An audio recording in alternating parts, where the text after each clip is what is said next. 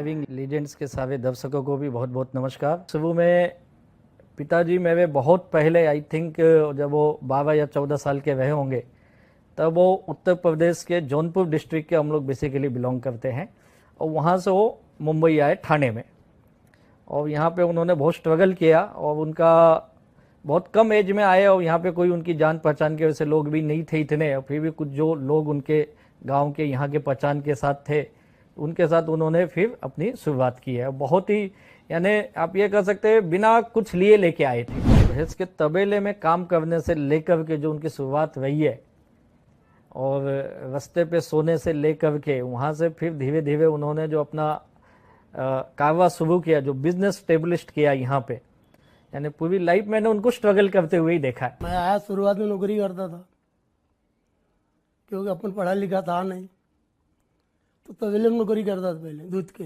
भैंस के। बाद में फिर धंधा शुरुआत किया तो बड़ी कठिनाई आई। ये करते करते मैं सन 75 की बात बता रहा हूँ, मतलब बड़ी संघर्ष जिंदगी निकाला।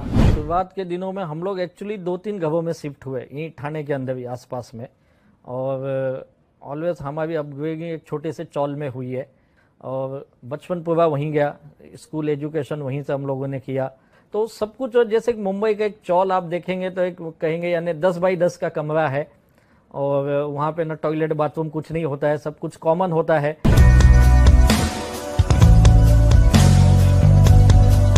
भाई बहनों के साथ अच्छी बॉन्डिंग थी, फैमिली में बहुत अच्छा एटमॉस्फेयर था, पॉजिटिव एटमॉस्फेयर था और स्ट्रगलिंग तो थी नो डाउट, सभी लोग देख रहे थे। और घर में एक एक चीज़ों की स्ट्रगल जो होती, छोटी छोटी चीज़ भी लेने के लिए 25 बार सोचना और उस तरह का माहौल था, लेकिन सब कुछ खुशहाल माहौल था। भले कमी थी, तंगी थी, लेकिन खुशहाल और बहुत पॉजिटिव एनवायरनमेंट था सब कुछ।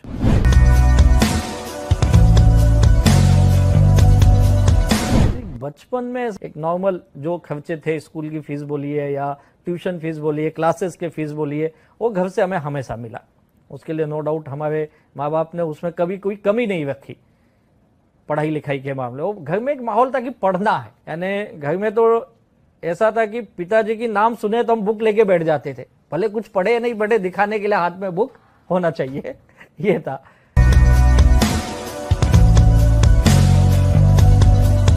पढ़ाई लिखाई में जैसे कहा मैं ठीक ठाक था, लेकिन बाकी चीज़ों में वही जो आम बच्चों का शौक होता है, साइकिलिंग करना, साइकिल चलाना एक वो था। फिर गलियों में हम लोग गोटी बहुत खेलते थे, क्या बोलते उसको, कंचे गोटी।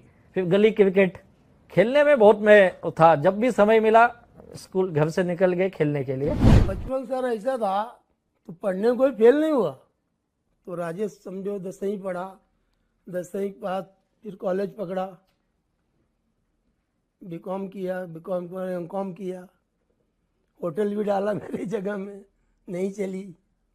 बाद में फिर ए लाइन में गया।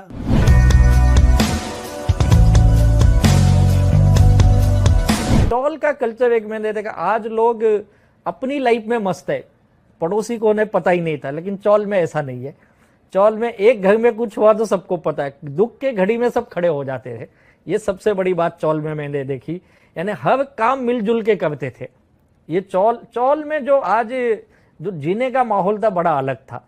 मुझे याद हम लोग VCR तभी होता था, वो लगाते थे और बाद वह फिल्में देखते थे, 3-3 4-4 कैसेट्स के ऊपर वो फिल्में चलती थी। तो हमारे बगल में शिवसेना शाखा होता था, तो हम लोग शाखे में हमेशा रहते थे, तो वहाँ पे फिर पर्दे पे पिक्चरें देखना, वो एक चौल का अलग ही, उस 80-85 का कल्चर ही अलग था। जो बॉन्डिंग होती है एक दूसरे के प्रति, वो चौल में ही मिलेगी।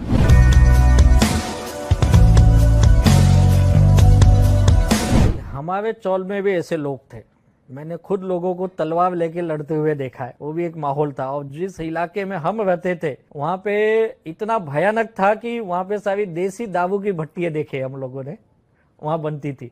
और मेरे कई दोस्त उस चक्कर में पड़ के आज इस दुनिया में भी नहीं है। यानी ये भी भयानक जो चौल के बोले, जिस इलाके में हम, तो उससे लगा हुआ इलाका वो है, आज भी वो है, गांधीनगर कहलाता है वहाँ पे।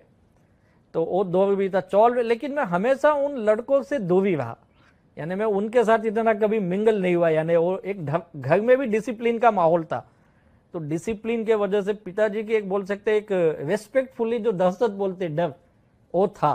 ये आज भी है वो। और उस माहौल में खुद को बचाने का एक ही ये था कि घर में जो संस्कार थे हमारे और जो घर से हमको सिखाया गया, फोकस ऑन योर एजुकेशन, तुमको इस एज में केवल पढ़ाई पे ध्यान देना है। मेरा नाम कुंती यादव है, मैं राजेश की बड़ी बहन। किसी से ज़्यादा कभी वो नहीं करते थे, मतलब फालतू बच्चों का तो कभी उन्होंने साथ पकड़ा ही नहीं।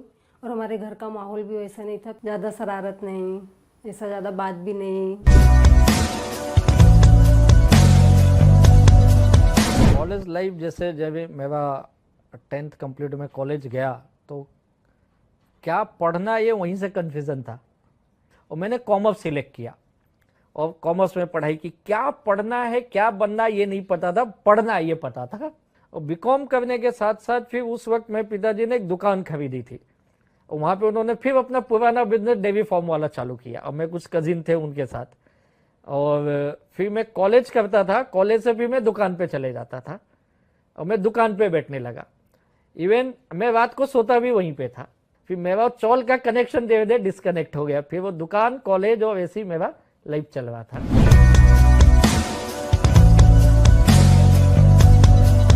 स्ट्रगल तब तक पता चलने लगा क्योंकि उस वक्त जितने भी रेंट आउट किए थे प्रॉपर्टी, मैक्सिमम कोर्ट केसेस चल रहे थे। तो वहां से मैंने दुनियादारी समझना चालू किया और मेरे पिताजी ने कैसे ये सब बनाया, एक छोटे से उठ के यहाँ तक कैसे आए। एक्चुअली आप बोलेंगे मेरे हीरो कौन है तो मैं बोलूँगा मेरे फादर है। पैसे की तंगी एक्चुअली लाइफ में एक ऐसा दौर आता है जब बोलते हैं ना आप सबसे हार जाते। इन द ईयर 98 में, 97-98 की बात है ये, जब ठाणे में टीएमसी ने बहुत बड़े पैमाने पे रोड वाइंडनिंग शुरू की, रास्ते का चौड़ीकरण करना। और जब रोड वाइंडनिंग में क्या हुआ, हमारी सारी प्रॉपर्टी चली गई, यानी करीब 4,500 स्क्वायर फीट, मुश्किल से 400-500 स्क्वायर फीट बची और हमारा पूरा इनकम बंद हो गया।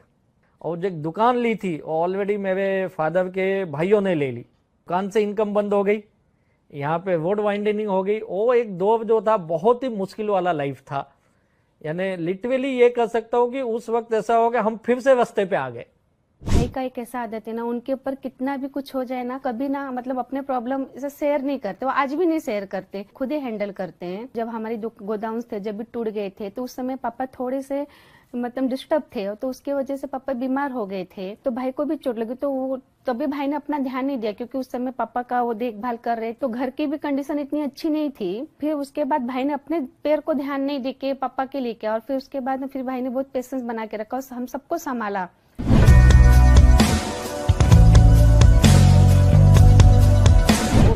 और एक वाकया आपको बताता हूँ जो हमारे साथ उस वक्त हुई, यानी मेरे पिताजी की वाकया एक्चुअली है। तो उन्होंने जिंदगी भर जो मेहनत की, मुझे याद है उन्होंने अपने लिए कभी कुछ नहीं किया। और पूरी लाइफ मैंने उनको साइकिल पे देखा है। और जब मैं कॉलेज गया पोस्ट ग्रेजुएट में तब उन्होंने एक स्कूटर, एक वो भी सेकेंड हैंड ली। और पूरी लाइफ मेहनत करने के बाद जो भी बचाया उन्होंने ये कहा मैं अपनी फैमिली के लिए कुछ करूं।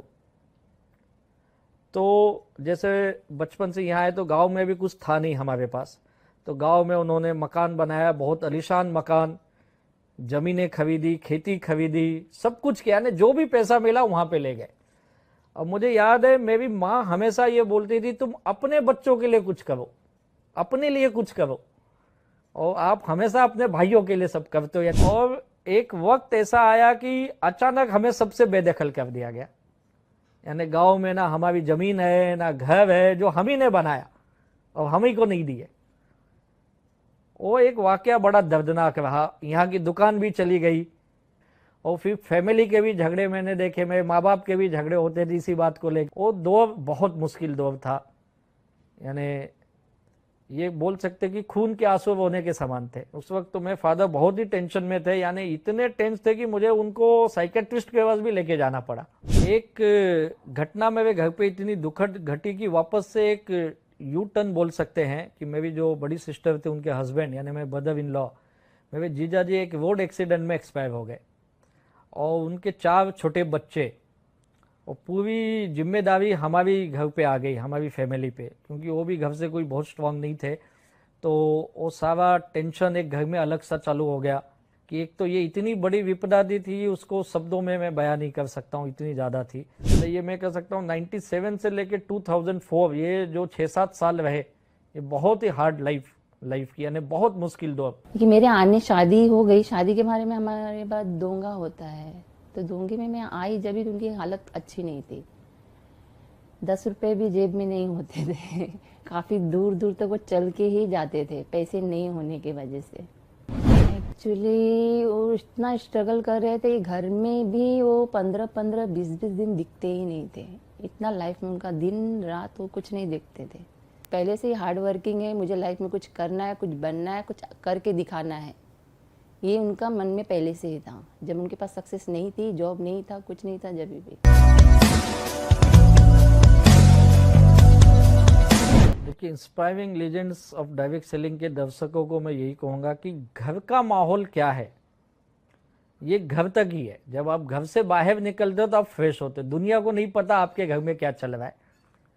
उस वक्त आपकी हिम्मत, आपका हौसला, आपका जुनून जो होता है वो आपके साथ होता है। एक पूरी फैमिली डिस्टर्ब होने के बावजूद, घर का माहौल इतना खराब होने के बावजूद भी मैं इस बिजनेस को किया। मैं बहुत ही ऐसा जो कहूँगा, मैं इंट्रोवर्ट हूँ एक्चुअली, देखा जाए तो मैं अपने आप से ही मतलब रखने वाला वैसा हूँ।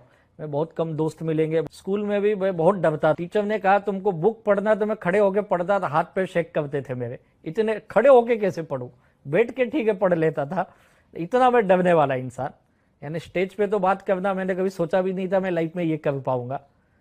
लेकिन इस बिजनेस में आके धीरे धीरे मुझे सब कुछ चेंज करना पड़ा। मैं आपके वही इंस्पायरिंग लेजेंड्स के डायरेक्ट सेलिंग को यही बताना चाहूंगा, भैया मेरे जैसा आदमी ये बिजनेस में इतना कुछ कर लेता है। यानी एकदम मैं कहूंगा डायरेक्ट सेल्स के मैं एकदम अपोजिट हूँ। दो में तो मैंने एक चीज सीखा कि इस दुनिया में कोई किसी का नहीं है।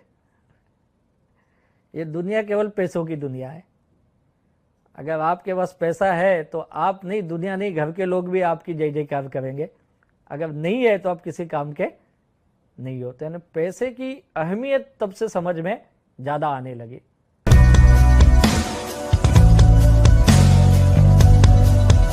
और बीकॉम करने के बाद मुझे ये लगा कुछ करियर के लिए हायर एजुकेशन करना है, तो मैंने एमकॉम में एडमिशन लिया और एमकॉम के साथ में एमबीए की तैयारी करने लगा कि मुझे एमबीए करना है। और उसी बीच फिर कुछ बिजनेस भी करना है। ये माइंड में मेरे पहले से था कि मुझे जॉब नहीं करना है, तो बिजनेस करने का एक था मेरे माइंड में, बिजनेस करना है। तो मेरा एक दोस्त था जिसने कहा कि उसके पिताजी स्पाइसेस सेलिंग करते हैं, तो मुझे लगा ये काम ठीक रहेगा। फिर हम लोग नवी मुंबई होलसेल मार्केट से मसाले लेके आते थे और यहाँ उसे छोटे छोटे पैकेट में बनाते थे और दुकानों में ले जाके उसे सप्लाई करते थे। और फिर उस समय फोकस ये था कि ये तो टाइम पास कर रहे, अपने को पढ़ाई एमबीए के लिए जाना है, एमबीए करना है। और फिर मैं एमबीए की तैयारी भी कर रहा था और फिर एमबीए के लिए मैं लगा था उसकी तैयारी। एमकॉम तो मेरा चल ही रहा था साथ में। उसके बाद ये पढ़ाई के दौर में मुझे डायरेक्ट सेलिंग मिला इसी वक्त। और एक संडे का दिन, मुझे आज भी वो दिन याद है, और मुझे लेके गया। और वो मीटिंग कहाँ थी, जिस स्कूल में हम लोग पढ़े थे। बोला ये अपने स्कूल में कहीं की मीटिंग है। जो मुझे ले गया उसे भी पता नहीं किस चीज की मीटिंग है। बोला मुझे भी किसी ने बुलाया, तो मैं अकेला जा रहा हूँ, सोचा चल तू भी साथ में चल। और वहां पे एक एनआरआई व्यक्ति आए थे और उस एनआरआई व्यक्ति ने जो बातें बताई वो मुझे बड़ी इंस्पायर कर गई। उनकी एक बात मुझे आज भी याद, बोलते कुछ लोगों की बातें लाइफ टाइम याद रहती है। तो उसमें एक चीज उन्होंने अपने बात बताया, ये ऐसा काम है, कोई सुबह उठ के मुंबई में चाय पी रहा है आपको पैसे आएगा, कोई दिल्ली में सुबह टूथब्रश कर रहा है आपको पैसे आएगा, कोई बेंगलोर में सुबह नहा रहा है आपको पैसे आएंगे। बोला यार ये तो अजीब बिजनेस है, लोग तो नहाएंगे खाएंगे, पैसे तो अपने को आएंगे, इससे आसान काम और क्या हो सकता है।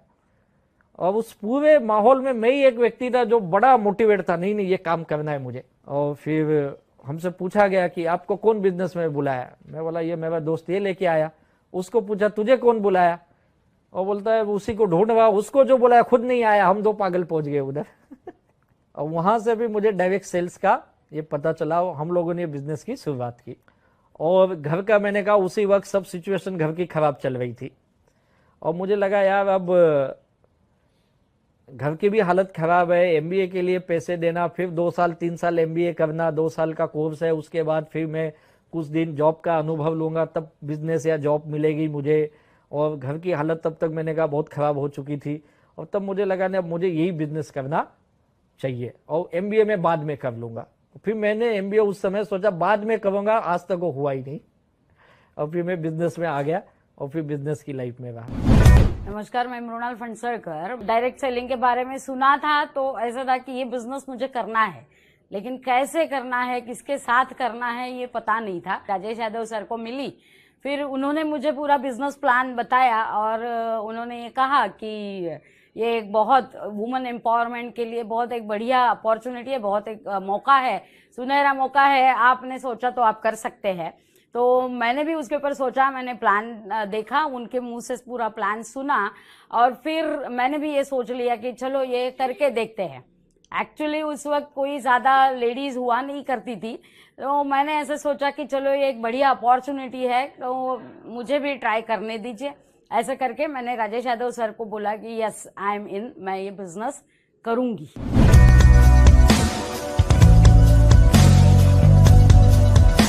डायरेक्ट सेल्स मैंने 97 में देखा, जो मैंने कहा, और मैंने शुरू कर दी थी 97 एंड में, और 98 में हमारे घर की हालत बहुत ख़राब हो चुकी थी, और तब तक मैं इस बिजनेस में फुल फ्लैश में उतर चुका था कि नहीं ये बिजनेस बड़ा बेहतरीन, इसमें कहा। और इस बिजनेस को करने की सबसे बड़ी वजह ये थी मैं कि इसमें लागत नहीं लगती है, कम पैसों में बिजनेस शुरू हो जाता है। वो जब हम लोग बिजनेस कर रहे थे उस वक्त डायरेक्ट सेल्स, जैसे मैंने कहा, तो हम लोग ने उसकी एक फ्रेंचाइजी भी ले रखी थी जहां से हम माल को डिस्ट्रीब्यूट करते थे। हम लोग उसे अपने भाषा में PUC बोलते, पिकअप सेंटर। और जब 98 में रोड वाइंडनिंग हुई, सब कुछ टूट गया, और अचानक ये टेंशन नहीं आया अभी पिकअप सेंटर कहाँ लेके जाएंगे, पैसे थे नहीं उस वक्त, और उस कंपनी में हमें बहुत ज़्यादा पैसे भी नहीं आते थे, हमें फील्ड में जाने के भी पैसे नहीं होते थे, बड़ी मुश्किल से हम लोग यहाँ वहाँ से मैनेज करके फील्ड वर्क करते थे।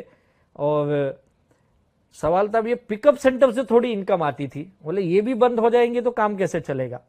तो जो हमारी जमीन थोड़ी बच गई थी उसी पे हमने टीन का शेड बनाया, एक पतवे का, उस पतवे के शेड में प्रोडक्ट रखे और वहीं पे से हम लोग बिजनेस करते थे। इनफैक्ट मैं रात को सोता भी वहीं पे था, तो मैं वॉचमैन का भी काम करता था, दिन में बिजनेस भी करता था, यानी सब कुछ मैच था। उस जगह पे भी हम लोग ने बिजनेस किया। आजकल लोग बोलते हैं बिजनेस को दिखाने के लिए ये चाहिए वो चाहिए, भाई हमारे पास तो कुछ भी नहीं था, फिर भी कॉन्फिडेंट था कि यार जिसको लेना हो तो आएगा ही। लेकिन अनफॉर्चुनेटली कहूंगा मेरा पहला direct selling experience totally negative व फ्लॉप रहा, यानी 2.5-3 साल में मैंने बिजनेस बंद भी कर दिया डायरेक्ट सेलिंग के, क्योंकि जो उम्मीद लेके गए तो पैसे नहीं मिले हमें, वहां से कुछ दे दिए थे 2.5-3 साल में। बहुत मेहनत की थी वहां पे, बहुत मेहनत, दिन रात एक किए थे उसके लिए हम लोग, और मिला कुछ नहीं, यानी जो उम्मीद से गए थे। हाँ, लेकिन एक चीज डायरेक्ट सेलिंग का नॉलेज बहुत मिला वहां पे, सीखने को मिला ये बिजनेस होता कैसे है। राजेश बहुत बार मेरे कंपनी के पास आके मुझे मिलता था, हफ्ते में 1-2 बार तो उनकी मुलाकात होती ही थी। इन सारी मुलाकातों में राजेश ने मुझे इस कंपनी के बारे में पूरी तरह कन्विंस किया, और पूरी तरह कन्विंस होने के बाद मैंने ये काम शुरू किया।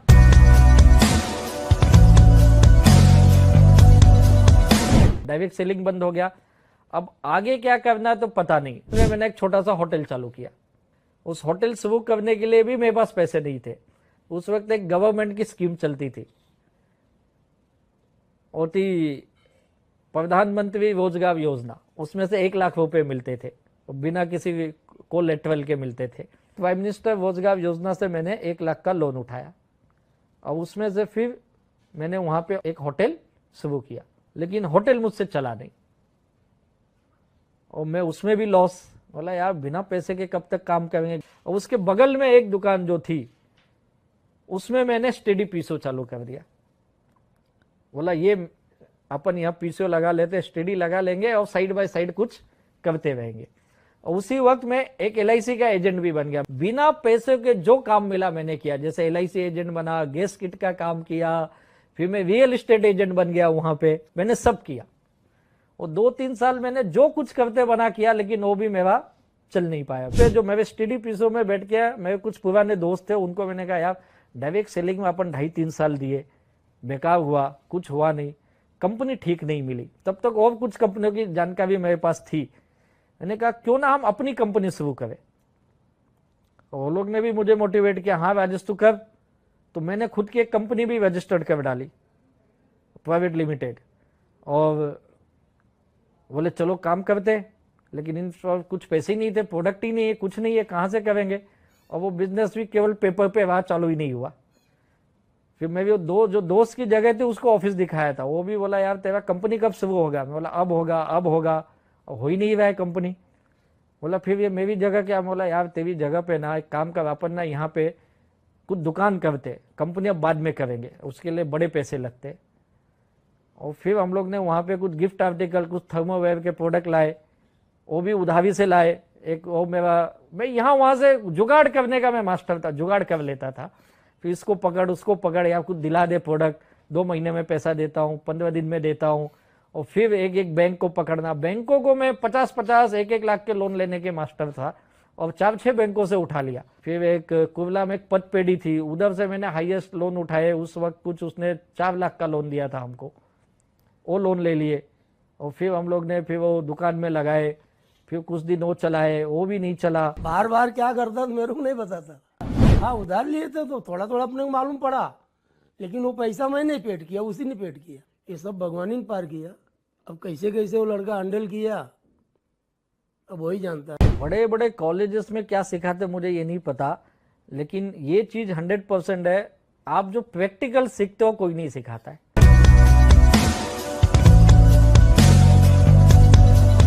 Inspiring legends of direct selling के दर्शकों को बताना चाहूँगा कि जब ये दौर थे मेरे, एक एक बिजनेस में मैं कोशिश कर रहा था, लेकिन कोई भी काम मेरा चल नहीं रहा था, और मैं सारे बिजनेसेस मेरे फेल हो रहे थे। और उस समय कुछ एक ऐसा वक्त आया जब मुझे कुछ ही नहीं समझ रहा था कि अब आगे क्या करना है, और लाइबिलिटी बढ़ने लगी। मैंने एक चीज़ देखा कि लोन लेना जितना आसान है, और सबसे मुश्किल है उसको रीपे करना। क्योंकि जब आप रीपे करने जाते हो, केवल जो लिए आप वो नहीं देते, आपको इंटरेस्ट भी देना होता है, और इंटरेस्ट जो बढ़ता है ये कई गुना बढ़ जाता है जब आप पे नहीं कर पाते हो। तो ईएमआई मेरे सारे बाकी थे, बकाया थे, ईएमआई नहीं जा रही थी। और उसी वक्त कुछ बीसी चलती थी, बीसी जो यहाँ पे बोलते हैं 8-10 लोग कलेक्ट करके एक मंथ का फंड बनाते हैं, और कुछ 2-4 बीसी से मैंने पैसे उठाए, फिर वो भी मैं समय पे नहीं दे पा रहा था। ऐसे कुछ वो भी पर्सनली यहाँ वहाँ से पैसे उठाए, और वो एक एक पैसे तो बहुत उठा लिए, लाइबिलिटी भी बहुत आ गई, लेकिन बिजनेस कोई सेट नहीं है। और आगे क्या होगा ये कुछ समझ में नहीं आ रहा था। और वो लाइबिलिटी का एक ऐसा चक्र भी होता है ना, एक बार वो उसमें फंस गए ना तो उसमें से बाहर आना इतना आसान नहीं होता है जितना आप सोचते हो। उस वक्त घर के लोग भी बहुत दुखी थे, परेशान थे, यार अभी घर में दाल रोटी तो चल रही, लेकिन आगे क्या। बहुत ज़्यादा टेंस का माहौल था घर में, स्पेशली पिताजी की बात सुनना, उनका हमेशा ये, वो चाहते थे ये सुधर जाए। माँ मैं भी बहुत केयर करती थी मेरा, वो बोलती थी कुछ तो कर। मुझे घर से बोला गया अब तू ना कोई जॉब कर ले, ये सब नहीं होगा। और उसी वक्त शादी की चर्चा होने लगी। वैसे भी हम नॉर्थ इंडियन में शादियाँ जल्दी होती थी, और उस वक्त मेरे घर से भी मुझे प्रेशर आया। अब उनको भी लगा होगा, जो भी उनको बताए होंगे, अगर शादी कर दे तो लड़का शायद सुधर जाए, लाइन पे आ जाएगा। और उसी बीच जॉब का प्रेशर, और मेरी शादी भी हो गई, और मेरी अरेंज मैरिज रही है। और शादी के बाद अभी तक तो 2 प्रेशर था, अब तीसरा प्रेशर भी आ गया, वाइफ का प्रेशर। एक और टेंशन, तुम कुछ करते क्यों नहीं। बोला मैं बहुत कुछ करता हूँ, लेकिन कुछ बन नहीं पा रहा है यहाँ पे। और वो फिर एक और झगड़े बढ़ गए, और वो दौर इतना मुश्किल था कि मुझे समझ में नहीं आता था। मैं घर से सुबह निकला तो रात को ही आता था, दिन भर में बाहर भी भटकते रहता था, कहीं पे भी काम हो या ना हो, घर नहीं जाना है। घर जाएंगे तो वही टेंशन, वही माहौल। और इसी बीच फिर जिसके पैसे लिए वो पीछे पड़े, उनका देना है, वो भी आ रहे, उनका भी पैसों की डिमांड है, उनको देने का।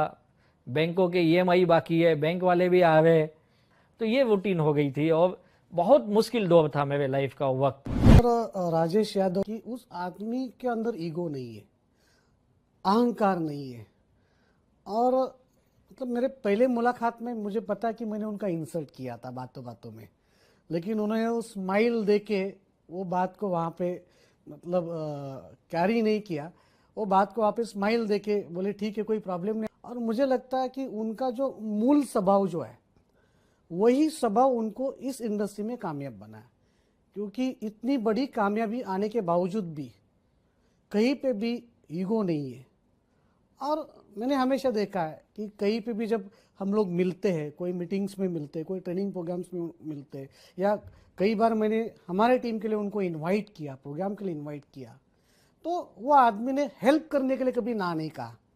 मतलब हमेशा हेल्प करने वाला जो नेचर है वो हमेशा उनका रहा है, जिसके कारण आज वो इस मुकाम पे है। और फिर मुझे न चाहते हुए भी मैंने जॉब करने का सोचा। जिंदगी में पहली बार मैं इतना टूट गया कि मुझे लगा यार अब जॉब ही करना पड़ेगा, अब कुछ ऑप्शन बचे नहीं है।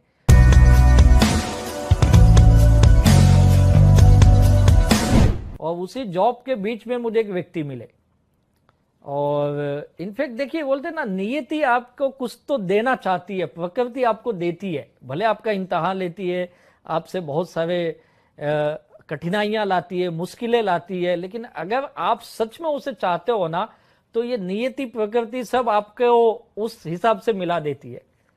एक ऐसे व्यक्ति मेरे लाइफ में आए जिनको मैं जिंदगी में जानता नहीं था, और वो मेरे घर पे आए, और वो मुंबई में ये डायरेक्ट सेलिंग बिजनेस लेके आए थे, चेन्नई से, तमिलनाडु से।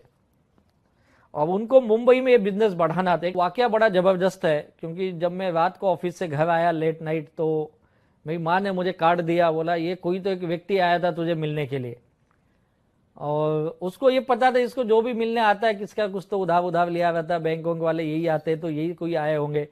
तो उसने मुझे बोली तो किसका किसका पैसा लिया है? बोला क्या हुआ? ये कोई एक मदवासी आया था तुझसे पैसा मांगने। बोला मैं मदवास से आया हूं।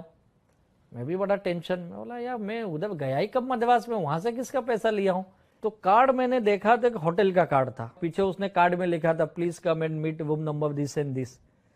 और मैं नेक्स्ट डे अपने ऑफिस के काम के लिए निकल गया।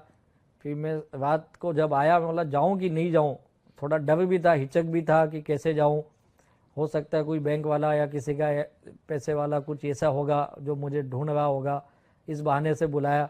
बोला यार इतने बड़े होटल में क्यों बुलाएगा। फिर मैंने अपने एक दोस्त को लिया, बोला चल जाने की इस होटल में मिलने का है। बड़ा फनी मोमेंट है वो, जब हम लोग गए तो मेरा दोस्त भी डर के मेरे साथ, वो भी मेरे जैसा ही हो। बोला यार तू इतने बड़े होटल में पागल है क्या, क्यों आ रहा है, अपना क्या काम है? बोला यार एक कोई आया मिलने के लिए। बोला तुझे कौन मिलेगा इतने बड़े होटल? बोला वही तो मुझे भी नहीं पता। तो हम लोग गए, फिर मैं गया ऊपर, बेल बजाया तो दरवाज़ा खुला, तो मैंने कहा ये कार्ड दे के कोई आया था, मेरा नाम राजेश यादव है। उन्होंने फिर बोला yes yes please welcome inside, और उन्होंने मुझसे हाथ मिलाया, बोला I am T Dayalan from Chennai. फिर उन्होंने अपना पूरा बिजनेस समझाया, और जब बताया तो बोला सर ये डायरेक्ट सेलिंग मैं भी एक बार कर चुका हूँ। और मुझे आज भी याद है, मैंने उनसे पहला सवाल ये किया कि आप कब से कर रहे? तो वो बोले मुझे 1 साल हो गया। बोला सर मुझे छोड़े 3-4 साल हो गया, और मेरा सजेशन आप भी मत करो, एक शुरू में बताते पैसे आएंगे, कुछ आते होते नहीं बाद में। तो बोले नहीं तुम जैसा सोच रहे वैसा नहीं है, मेरा अलग बिजनेस है, ये अलग सिस्टम है, ये है। बोला सब यही बोलते हैं, देता कोई नहीं है, और मैं वहाँ पे 3 साल काम कर चुका हूँ और मुझे कुछ मिला नहीं है, और मेरा सजेशन ये होगा कि आप भी मत करिए। ये मेरी पहली मुलाकात थी, और फिर मैं निकल गया वहाँ से ये बोल के बताऊँगा करके। अब इसमें फॉलोअप होता, मुझे बार बार फिर फ़ोन करने लगे, फिर मैं पहुँच जाता उनके होटल में, और मेरा मकसद यही था यार अच्छे होटल में रुकता है, जाऊँगा चाय वाय पीऊँगा, आधा घंटा यहाँ वहाँ की बातें करूँगा, फिर निकल जाऊँगा, और यही मकसद से मैं जाता था। Don't let your learning lead to knowledge. Let your learning lead to action. Ratan Tata ji said, ups and downs in life are very important to keep us going. Even a straight line in ECG means we are not alive. ऐसा ही एक दोस्त को मिला था, मेरा first plan presentation in Thane, entire Maharashtra, waste India. He is a role model for zero to hero. Simple, humble, down to earth personality. Great leader, great speaker, great trainer. The one and only, the first crown diamond of my lifestyle, Mr. Rajesh Yadav ji. I salute and hats off to his wonderful achievement and wonderful leadership. और वैसे ही मेरी उनकी 2-4 मुलाकात में मेरी उनकी अच्छी दोस्ती हो गई, लेकिन मैंने बिजनेस नहीं किया। और मुझे बहुत समझाते हुए कब ले, मैं बोला भाई तू ही कर, हमारे काम का नहीं है ये। और मेरे पास टाइम होता था और मैं यहाँ वहाँ वैसे भी टाइम पास करता था, घर जाना नहीं है तो मैं उनके मीटिंग में चले जाता था। मुझे याद एक मीटिंग में वहाँ पे मेरे मेंटर मिले और मैं उनसे बहुत इंस्पायर हुआ। उन्होंने मुझे बोला तू क्या कर रहा है, मैं बोला सब जॉब कर रहा हूँ। बोले मैं सुना दयाल ने बताया मुझे तू नेटवर्क मार्केटिंग पहले कर चुका है, डायरेक्ट सेलिंग। बोला हाँ सर, मेरा बहुत बैड एक्सपीरियंस है। और बोले फिर इसका हमारी ये सिस्टम में तू क्यों नहीं करता है। मैंने कहा सर ये मुझे नहीं लगता है मैं इसमें कुछ कर पाऊंगा। तो उन्होंने कहा क्यों ऐसा लगता है। मैंने कहा सर मैं ऑलरेडी एक बार फेल हो गया। तो उन्होंने मुझे एक चीज़ बताई थी, राजेश देख एक बार फेल होना लाइफ में फेल होना नहीं होता है। हो सकता है उस कंपनी में उस जगह पे तुझे नहीं सक्सेस मिला तो जरूरी नहीं जिंदगी में हमेशा नहीं मिलेगा। और यहाँ पे मैंने कुछ लोगों को पैसे कमाते देखे और वो मेरे लिए टर्म बोला यार पैसा तो आ रहा है, मैं सोच रहा हूँ ये चलेगा कि नहीं चलेगा, ये कंपनियां ज़्यादा चलती नहीं है, ये कंपनियां पैसे नहीं देती, केवल बताती है। लेकिन यहाँ पे मैंने लोगों को इनकम लेते हुए अपनी आंखों से देखा, जो मेरे साथ बैठे थे, ये अपने मुंबई के लोग थे। यार मुंबई के लोग पैसे कमावे और अच्छे खासे पैसे कमावे, कुछ तो बात है और क्यों ना एक बार करके देखो। मुझे ये लगा यार इस बिजनेस में पैसे तो नहीं लगाने, कुछ प्रोडक्ट खरीदना है, खरीद के बिजनेस होता है और वो प्रोडक्ट खरीदना जो आपके घर में इस्तेमाल होते हैं। तो मैंने कहा यार ये तो ठीक है, चलो एक बार मैं भी ले लूंगा। ऐसा नहीं कि मेरे पास पैसे नहीं थे, मैं तो वैसे भी जुगाड़ करने का मास्टर था। मतलब पैसे तो मैं मुझे कॉन्फिडेंस नहीं हो रहा था बिजनेस मुझे पैसा देगा, और माइंड में कहीं तक ब्लॉक हो गया था कि बिजनेस में मैं सक्सेस नहीं हो सकता, बिजनेस में सक्सेस नहीं हो सकता, क्योंकि पास्ट एक्सपीरियंस बहुत बेकार थे। लेकिन यहाँ पे मैंने देखा लोग पैसे कमा रहे हो, बिजनेस करने की जो चाहत अंदर से मरी नहीं थी वो थी, करना है। और मैंने ये सोचा चलो जॉब के साथ करूंगा, अब की बार जॉब भी करूंगा साथ में बिजनेस भी करूंगा वैसे। और फिर पार्ट टाइम में मैंने ये बिजनेस शुरू किया। मैं सब दत्तात्रेय कदम, राजेश जी और हम लोग बहुत सालों से एक दूसरे को जानते हैं। और जब राजेश जी को मैं मिला तो ऑलवेज हमारी फ्यूचर के बारे में चर्चा होती थी कि जॉब से कुछ होगा नहीं करके, क्योंकि जनरल ह्यूमन बीइंग जॉब के लिए जिंदगी भर काम करते हैं लेकिन अपॉर्चुनिटीज नहीं मिलती और उनका करियर और ड्रीम्स पूरे नहीं होते। तो ऑलवेज राजेश जी एक ही बात बोलते थे, कदम जी कुछ ना कुछ अलग करना पड़ेगा, डिफरेंट करना पड़ेगा। और जब हम लोग मिले बिजनेस के मामले में तो 2013 में एक बड़ा अपॉर्चुनिटी उन्होंने मुझे दिया and he break the ice, मुझे पूरा कन्वर्ट किया कि बिजनेस को करना है और बड़े लेवल पे लेके जाएंगे हम लोग। So he converted me from job to business. और जैसे कि लगान के अंदर एक आमिर खान ने पूरे टीम को साथ में लेके बड़ा अचीवमेंट किया, वो अचीवमेंट करने में राजेश सर का बड़ा हाथ है। और जो मेरा डायमंडशिप है, I really thanks to Rajesh ji, it's possible with him only. Inspiring legends of direct selling के दर्शकों को मैं बताना चाहूँगा, मैं जब जॉब कर रहा था और उसी वक्त जब मैंने डायरेक्ट सेल्स भी शुरू कर दी थी, और उस वक्त मैंने एक डिसीजन लिया नहीं अब सीरियसली बिजनेस बिल्ड करना पड़ेगा मुझे। और फिर मैं जॉब के साथ धीरे धीरे काम उस बिजनेस में देना शुरू किया। और कुछ दिनों के अंदर ही मैंने ये डिसीजन लिया कि ये बिजनेस में फुल टाइम भी बिल्ड कर सकता हूँ। मैंने जॉब छोड़ा और फुल टाइम बिजनेस में आ गया। अब बोला जो भी करना है इसी में करूँगा।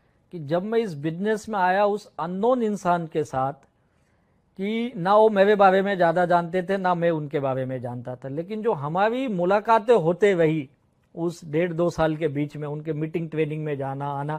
इसीलिए मैं दर्शकों को ये कहूँगा मीटिंग ट्रेनिंग बहुत इंपॉर्टेंट पार्ट है। मैं तो वो व्यक्ति हूँ जो बिजनेस में नहीं हूँ फिर भी मीटिंग ट्रेनिंग में जाता था, भले कोई भी वजह, लेकिन मैं जाता था वहाँ पे और मैं घंटों बैठता भी था, उनकी बातें सुनता था। लेकिन जो मैंने देखा ये यार ये लोग बहुत जेन्युइन हैं और इस इंडस्ट्री में सच में कुछ करना चाहते हैं। उनको तड़प मुझे दिख रही थी, कुछ इंडस्ट्री में करना चाहते। और तब तक मैंने कुछ लोगों के सक्सेस भी देखे थे वहां पे। बोला यार ऐसे ऐसे सक्सेस स्टोरी मैंने देखी। कोई गांव का लड़का है वो यहाँ पे सक्सेस है, कोई छोटा मोटा बिजनेस कर रहा है वो यहाँ पे बड़ा सक्सेस है। दयालन से मेरे लिए एक बड़े आइकॉन रहे कि उनको भाषा नहीं आती है, वो आके आदमी मुंबई में बिजनेस कर रहा है जो तमिल और इंग्लिश बोलता है। कि मुझे लगा नहीं यहाँ पे एक मौका है मेरे लिए, और शायद उस ऊपर वाले ने ये बुद्धि दी मुझे, ये समझ दी, हनुमान जी की कृपा रही कि उन्होंने मुझे 1.5-2 साल बाद क्यों ना हुआ समझ दी कि इसके अंदर तू एक वापस से कोशिश कर।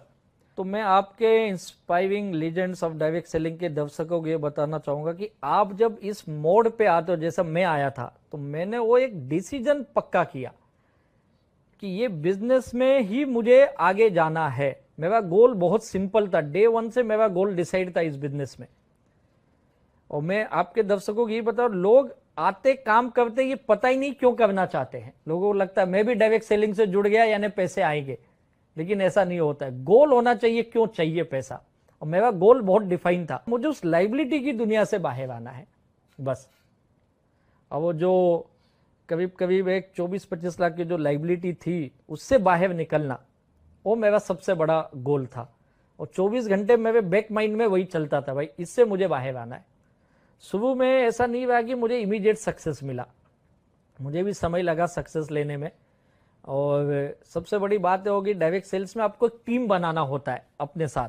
जैसा मैं एक डायरेक्ट सेलर हूँ, वैसे ही डायरेक्ट सेलर की टीम बनाना, जैसे कुछ लोग इसे नेटवर्क मार्केटिंग के नाम से भी जानते हैं। इसमें दो तरह से काम है, एक तो आप प्रोडक्ट को बेचते हैं, रिटेल करते, सेल करके पैसे कमा सकते हैं। तो वो रिटेल प्रॉफिट एक लिमिटेड इनकम देती है आपको, आप जितना माल बेचेंगे उतना पैसा आपको आएगा। मैंने एक शैम्पू बेच दिया, पैसा आ गया, एक टूथपेस्ट बेच दिया, पैसा आ गया, मैंने कुछ हेल्थ केयर के प्रोडक्ट बेच दिए, पैसे आ गए। रिटेल करना, आपको प्रोडक्ट नॉलेज है, आप कर सकते हैं और कुछ पैसे बना सकते हैं। इनिशियली दौर में रिटेल बहुत जरूरी है। रिटेल से आपकी डेली के एक्सपेंसेस निकलते हैं या छोटी आमदनी आप कर सकते हैं जो इंस्टेंट पैसा दे। और एक दूसरा होता है जो आप डिस्ट्रीब्यूटरों का नेटवर्क बनाते हो, लेकिन नेटवर्क बनाने में डिस्ट्रीब्यूटरों का ये समय लगता है। और मुझे ये पता था कि नेटवर्क बनाऊंगा तो लाइफ लॉन्ग पैसा देगा मुझे, बड़ा पैसा देगा। अब मैं सर्चिंग करने लगा कुछ लोगों को कि जो मेरे साथ नेटवर्क में एसोसिएट हो। प्रोडक्ट तो कुछ लोग ले लेते थे, लेकिन नेटवर्क बनाना ये बड़ा चैलेंजिंग था मेरे लिए। और जब मैं अपने लोगों के पास गया बिजनेस लेके, तो मेरे लिए तो वो बड़ा मुश्किल था। मुश्किल ये था कि जब आप जाओगे किसके पास, अपने जान पहचान के पास ही, दोस्तों के पास गया तो दोस्तों ने मुझे सिखाना चालू किया, अरे तू पहले का ये काम करके फेल हो चुका है, अब ये कहाँ इसमें आ गया। रिश्तेदारों के पास गया, बोले तू तो जॉब कर रहा था, तू तो वैसे ही इतना सब कुछ गवा चुका, अभी इसमें क्या कर रहा है। यानी मेरे साथ लोग एसोसिएट नहीं होना चाहते थे। और फिर एक नया चैलेंज था कि लोगों को कैसे एसोसिएट करें। इसलिए बोले इस बिजनेस में मीटिंग ट्रेनिंग बड़ा काम करती है। जब भी मैं इनके मीटिंग ट्रेनिंग में जाता था तो कुछ नई नई चीजें सीखता था। तो मैं कुछ ऐसे लोगों की तलाश करने लगा जो हाई बाई वाले फ्रेंड थे। मुझे याद है जो मेरा पहला व्यक्ति जो मेरे साथ एसोसिएट हुआ और मुझे रेलवे स्टेशन पे मिले, उनका नाम है विलास कदम, बीएसटी में जॉब करते। धीरे धीरे बिजनेस शुरू हुआ वहां से। मेरा नाम दोस्तों किशोर आयरे है और मेरा बहुत बड़ा भाग्य है जो मेरे अपलाइन, मेरे senior mister Rajesh ji Yadav sir हैं। यादव सर का स्वभाव एक हेल्पिंग नेचर है। आज उनके हेल्पिंग नेचर के कारण आज हमारे ग्रुप को बहुत बड़ी हेल्प हुई है। उनके नॉलेज से, उनके गाइडलाइन से आज हमारा जो ग्रुप है ये काफी मतलब एच्योर क्रिएट किए हैं हमारी टीम में।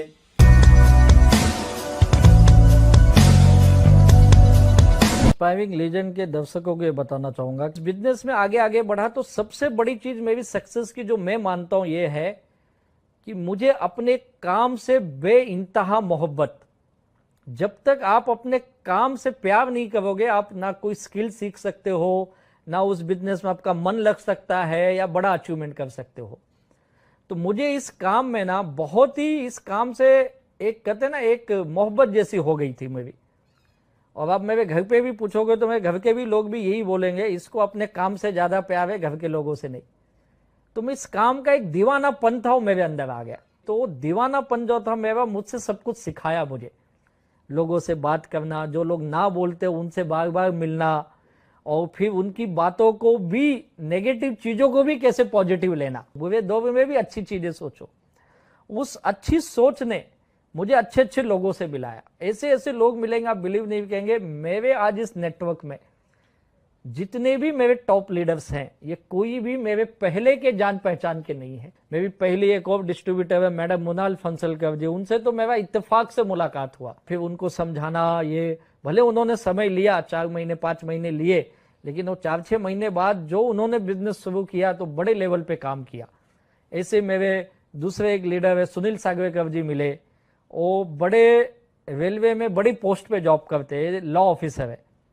और वहां पे इसके अलावा उनको महाराष्ट्र सरकार ने स्पेशल मेट्रोपॉलिटन मजिस्ट्रेट का भी एक पोस्ट दिया हुआ था। तो उन्हीं के रेलवे के एक बंदे से मैं भी उनकी मुलाकात हुई और फिर मैंने जब उनसे बात की और फिर धीरे धीरे मैंने उन्हें जब बताया business. My self Sunil Sagvekar. आज माई लाइफस्टाइल में मैं एज ए डायमंड हूँ। अगर मेरी लाइफ को जर्नी को देखेंगे तो सबसे बड़ा कंट्रीब्यूशन अगर मेरी लाइफ में ग्रोथ के लिए किसने किया होगा तो है राजेश यादव सर, और उन्हीं की वजह से मैं आज डायमंड बनाऊँ। उनका एक क्वालिटी है जहाँ पे वो है ना लोगों के दिलों में हाथ डालते। उनका एक ऑर्गेनाइजेशन क्वालिटीज है जो अनमैचेबल है। उनका जो एक रिलेशन बिल्डिंग जो है ना वो अनबिलीवेबल है। और वैसे मेरे एक अच्छे दोस्त है DH कदम सर, वो भी मुझे एक अलग व्यक्ति के थ्रू उनका कांटेक्ट हुआ जो एक कुरियर सप्लाई करता था। उस कुरियर वाले से मुझे उनका कांटेक्ट मिला, फिर मैंने उनको बिजनेस में लाया। यानी और एक मेरे लीडर हैं जो ब्रिजेश मिश्रा जी है, वो तो इतने दुखी हो गए थे लेकिन सब छोड़ के वो अपने नेटिव मथुरा शिफ्ट हो गए, आश्रम को ज्वाइन कर लिए। और मैं बोला ये क्या रूप बना लिया, आप तो एकदम साधु बन गए, बाबा बन गए। और फिर उनको मैंने वापस पॉजिटिव किया, इस बिजनेस में लाया। और वैसे ही एक शख्स मुझे मिले झांसी के रहने वाले, 2 शख्स थे, अमित शर्मा जी, सोनू राय जी। और फिर उनसे मेरी मुलाकात हुई, उनको बिजनेस में लाया। और ऐसे ऐसे करके फिर धीरे धीरे मैं नेटवर्क बनने लगे। फिर मेरे कुछ दोस्त आए, मेरा कॉलेज का दोस्त संतोष तिवारी मेरे साथ जुड़ा। फिर मेरे एक और बहुत पुराने मित्र दिनेश देशमुख जी वो एसोसिएट हुए। ऐसे ऐसे करके धीरे धीरे कारोबार बनने लगा और लोग मेरे साथ एसोसिएट होने लगे। और जैसे मैंने कहा ना, आपको अपने काम से अगर प्यार है तो आप सब चीज सीख लोगे। और जब उस काम में प्यार है तो आपको मजा भी आता है काम करने में। मुझे डायरेक्ट सेलिंग करने में बहुत मजा आता है। लोग दुखी होते हैं, यार मैं उसके पास गया, लोगों ने तो मेरा बिजनेस ही नहीं लिया। बोला यही तो मजा है इस बिजनेस का, लोगों के पास जाना, समझाना। ये बोलते ना, ये मेरा कोर रहा, लोगों को बिजनेस का बताना, उसको ये कॉन्फिडेंस देना कि तू इस बिजनेस में कैसे सक्सेस बन सकता है। ये मैं सीखा यहाँ पे कि कभी भी आप बिजनेस करने जाओ तो अपने प्रोस्पेक्ट से अपनी सक्सेस की बात मत करो, उसे उसकी सपने के बारे में बात करो और उसके सक्सेस की बात करो। तो ये जितने लोग मेरे सानिध्य में आए, मैं उनसे यही बोलता था, सर आप ये बिजनेस करो, आप बताओ आपको क्या हासिल करना है, यहां से मिलेगा। हाँ, लेकिन एक चीज मैं उनको बोलता था, आपको काम भी करना पड़ेगा। और मेरे पास जितने लोग थे सब जॉब वाले लोग या किसी ना किसी काम धंधे में, वो सब पार्ट टाइमर। बोला यार पार्ट टाइम ही ये बिजनेस है। एक्चुअली सुबह में नेटवर्क मार्केटिंग पार्ट टाइम में ही किया जाता है और वहीं पे आप सीखते हो बिजनेस। और पार्ट टाइम से जब आपका कॉन्फिडेंस बिल्ड होता है, आपकी थोड़ी टीम बनती, इनकम आती, तब आप फुल टाइम इसे करियर बना सकते हो। और जब हम आए थे इस बिजनेस में, किसी के पास कुछ नहीं था। We all of struggle. कोई जॉब भी कर रहा था तो खा पी के सुखी था, लेकिन बड़ा अचीवमेंट नहीं था लाइफ में। घर भी किराए का था या छोटा घर था और बड़े सपने थे, 2 व्हीलर पे घूमते थे, कार की सपने देखते थे, लेकिन जॉब से हो नहीं पाता है। जब इन लोगों को मैंने ये बताना शुरू किया और उन कुछ लोगों ने मुझ पे विश्वास किया, कुछ लोगों ने नहीं किया, कुछ लोग नहीं, ऐसे नहीं मैंने बताया सब आ गए, ऐसा कभी नहीं हुआ। बहुत लोग आज तक नहीं आए, लेकिन जो आए उनके साथ मैंने आगे काम करना शुरू किया। बिजनेस में सब कुछ मैं सीखा। यहाँ पे बात करना मुझे कभी नहीं आता था, मैंने सीखा। मुझे स्टेज फियर बहुत था। तो स्टेज पे भले आज अब लोग मुझे देखते हैं यूट्यूब पे, यहाँ वहाँ देखते हैं, मैं आज हजारों में लाखों में बात कर ले। शुरू में मैं बहुत डरता था बात करना, लेकिन सीखा मैंने धीरे धीरे। 2 लोग 4 लोगों में बात करना, 2 लाइन 4 लाइन बोलना, कुछ अच्छी किताबें पढ़ना शुरू किया। और डायरेक्ट सेल्स के ऊपर बहुत अच्छी अच्छी किताबें हैं, वहां से मुझे कुछ नॉलेज मिला। और धीरे धीरे मैं लोगों से सीखा। मैं जितना मैंने अपने सीनियर से नहीं सीखा, अपलाइन लीडर से, उतने जो मेरे टीम एसोसिएट है, जिनको हम डाउन लाइन बोलते हैं, उनको लाइफ लाइन बोलता हूं, उन लाइफ लाइन के लोगों से मैंने बहुत कुछ सीखा। और फिर मैंने वो सारे बदलाव किए जो इस बिजनेस के लिए जरूरत है। हाँ, एक चीज मैं यहाँ पर बताऊंगा, जब भी मैं इस बिजनेस में फील्ड में गया, और मैंने कभी उनको बताया भी नहीं कि मेरी पास्ट कितनी मुश्किल रही है। हमेशा ये जानता हूं कि आपकी तकलीफ आप तक ही रखिए, क्योंकि दूसरे को बता के भी कुछ होने वाला नहीं है। लोग वो आपके पीठ पीछे उसका मजाक ही उड़ाएंगे। और हमारे डायरेक्ट सेल्स में लोग तो सक्सेस को फॉलो करते हैं ना। और एक चीज वही जो मैं कहूंगा, मैं लोगों के साथ जो कनेक्ट हुआ, तो मैं इतना डीपली उनके साथ कनेक्ट हो गया कि वो मुझ पे बहुत विश्वास करने लगे। और जब आप किसी को, मैं जानता हूं, आप इनोसेंट होके काम करते, यानी ईमानदारी से, और आप अपनी कामयाबी नहीं उसकी कामयाबी की बात करते तो लोग आप पे ट्रस्ट करते हैं। और इस बिजनेस में एक चीज जानता हूं मैं, आपको एक रिलेशन बिल्ड करना पड़ता है और मैंने उनके साथ बहुत ही हेल्दी रिलेशन बनाए, अपनापन वाला। और इस रिलेशन बनाने के लिए सबसे जरूरी होता है आप उनके साथ फील्ड में कितना है। हमेशा बोलता हूँ नेटवर्क मार्केटिंग की पूरी जान फील्ड वर्क है और ये चीज मुझे समझ में आई। मैंने उनके साथ बहुत फील्ड वर्क किया। यानी किसी ने मुझे बोला रात की मीटिंग है, रात को 12 बजे 11 बजे मैं गया, ये नहीं बोला आऊँगा कैसे। और जाके उनके साथ मैंने वहाँ पे प्रोग्राम्स किए, लोगों को मिले। आते वक्त फिर ट्रेन नहीं है, वेस्टर्न से लोकल पकड़ के दादर तो आगे, सेंटर लाइन की लोकल टाइम खत्म हो गया, पूरी रात दादर स्टेशन पे रुके। मेरा सारा बिजनेस डेवलप मैंने लोकल ट्रेन से किया है और BST बस 6 ऑटो चलती, मैं उसी में बैठता है। पैसे भी नहीं होते थे ऑटो में बैठने के लिए। कम पैसों में फील्ड वर्क करना ये मैं जानता हूँ अच्छी तरह से और बहुत स्ट्रगल उस वक्त भी मैंने किया है। और ये रिलेशन जो फील्ड में लोगों के साथ काम करके जो बनता है ना, वो फिर लाइफ लॉन्ग रिलेशन होता है। तो मैं तो लोगों के घर घर जाके 1 to 1 उनको समझाता था, लोग ले ना ले लेकिन बताना अपना काम है।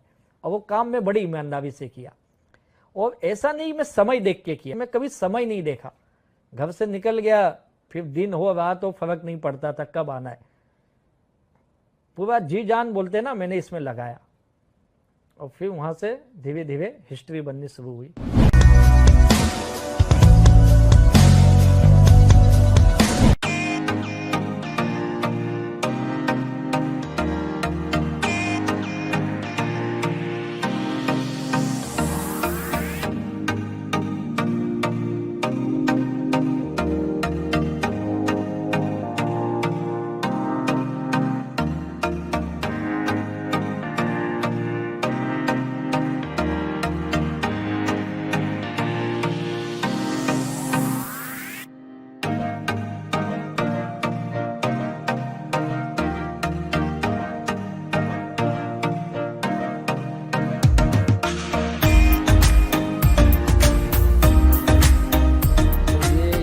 बैठे हैं मेरे पर्सनल ऑफिस में और यहाँ से हम लोग ये बातें कर रहे हैं कि लाइफ हमेशा एक तरह नहीं रहेगी। इट्स लाइक जिग जैग चलेगी, जैसे ECG में आता है या शेयर मार्केट देखेंगे तो उस तरह से लाइफ है। टफ सवाल जो होते हैं लाइफ के, वो भगवान उसी इंसान को देता है जो उसे झेल पाए। और उस विपरीत परिस्थिति में आप अपने संयम को मत खोइए, अब अपने हिम्मत को मत खोइए। और जिस काम में आपका जुनून है, जो आपका पैशन है, अगर उस काम से आप सच में प्यार करते हो तो कितनी भी कठिनाई आए उस काम में लगे रहोगे। और मैं उस काम पे टिका रहा, लगा रहा। आज के यूथ स्पेशली मैं कहूँगा, यूथ को आज ना बहुत फास्ट सब चीज़ें चाहिए। उन्हें ओवर द नाइट सब कुछ बदलना चाहते हो और ये पॉसिबल नहीं है। देखिए ये मेहनत का कोई सब्सटीट्यूट नहीं है, आपको हार्ड वर्क तो करनी है। लेकिन राइट डायरेक्शन में जब आप हार्ड वर्क करते हैं तब आप 100% अपनी ज़िंदगी में बड़ी कामयाबी हासिल करते हैं। तो उनसे यही कहूँगा, सही प्लेटफॉर्म पे सही सिस्टम के साथ अगर आप लगते हो तो आपकी ज़िंदगी में बहुत बड़ा चेंज आ सकता है, जैसे मेरी लाइफ में आई। और मुझे याद है एक वक्त ऐसा था मेरी लाइफ का, जहाँ पे हम यहाँ पे अभी बैठे, इससे 10 कदम की दूरी पे एक दुकान है, यहाँ की बहुत फेमस वड़ा पाव है मुंबई का। मैं एक वक्त था पूरी दिन केवल एक वड़ा पाव खा के पूरा दिन निकालता था और काम करने के दीवाने थे भाई। काम करने, परेशानियां नहीं दिखी। ऐसे कई बार हुआ, एक बार नहीं कई बार हुए। जेब में ज़्यादा पैसे नहीं थे तो उस पैसे से कैसे दिन गुजार ले। तो आज के यंग को मैं यही कहूँगा, आज आपकी हालत क्या उस पर आप मत ध्यान दीजिए।